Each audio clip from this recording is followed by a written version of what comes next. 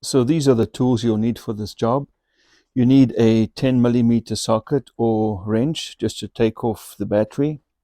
You need a Phillips head screwdriver, a T30 Torx, a 14 millimeter socket.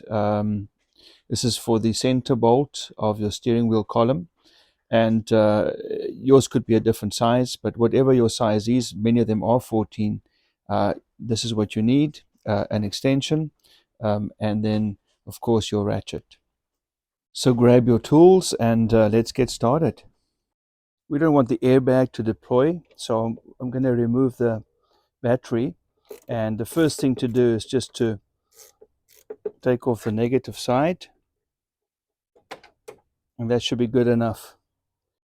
Once you've disconnected your battery, give it a few minutes so any charge still in the system could be discharged before you go to that steering wheel and worry about that airbag going off. Once you've waited 10 or 15 minutes, you should be safe. Just take this clip off, and then you'll see this is a Torx 30 over here that needs to be removed.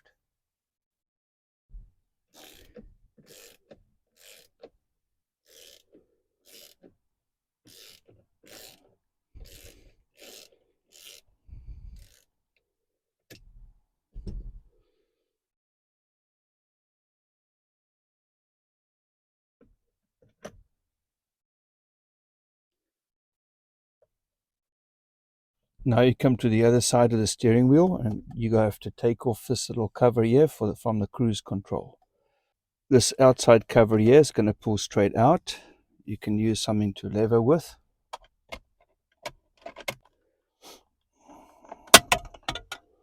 Pops right off. Now you're going to have to undo 2 Phillips screws over here to take off this cruise control assembly.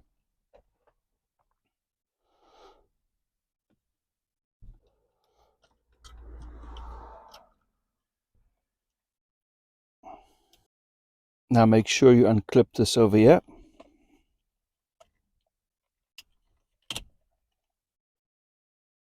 You'll see the other Torx T30 over here that we need to remove on the side.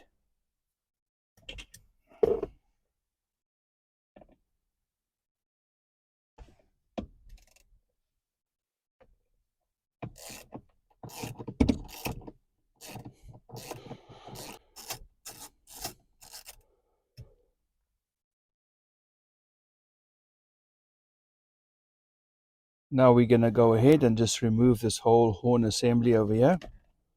It just pulls right out. And now you're going to be careful with your airbag. You'll see that the airbag connector is over here. Just take that out like that. And this gets pushed in. And then it disconnects just like that. There's your airbag.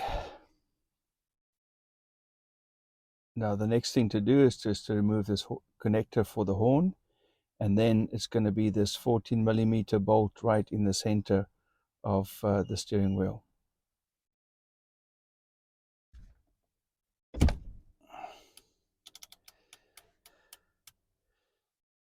This bolt came off easier than I thought it would.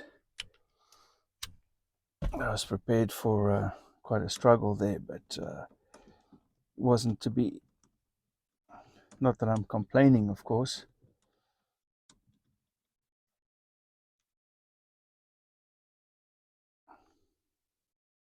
And the next thing you want to do is make sure that your steering wheel is absolutely straight. Now I want to show you one of the helpful tips here. When you look at the center there of the steering wheel, you can see a little mark on the outside as well as on the inside, on the top and on the bottom.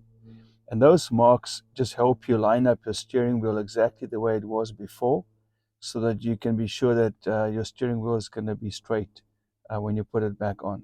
So I would suggest making those marks before you take it off, so that when you put it back on, you can line them up again. Now that you've removed the bolt, you need to remove the steering wheel. It's going to pull straight back. And what you want to do now is you want to loosen it. So just give it a few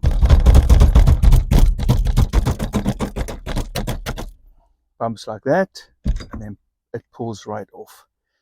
Now make sure you've got all your electrical wires and connectors to go safely through the hole on the side.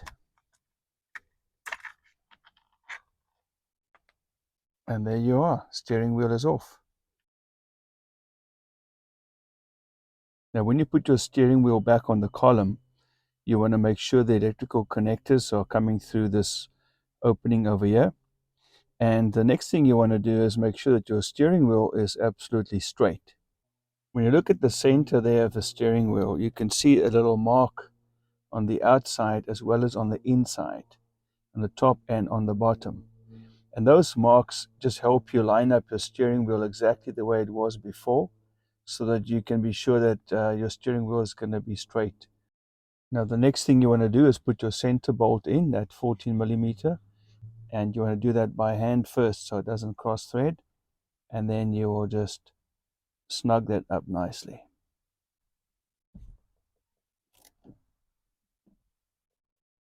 Once you've got your center bolt in place, you're going to just put your connectors back on. This is your horn.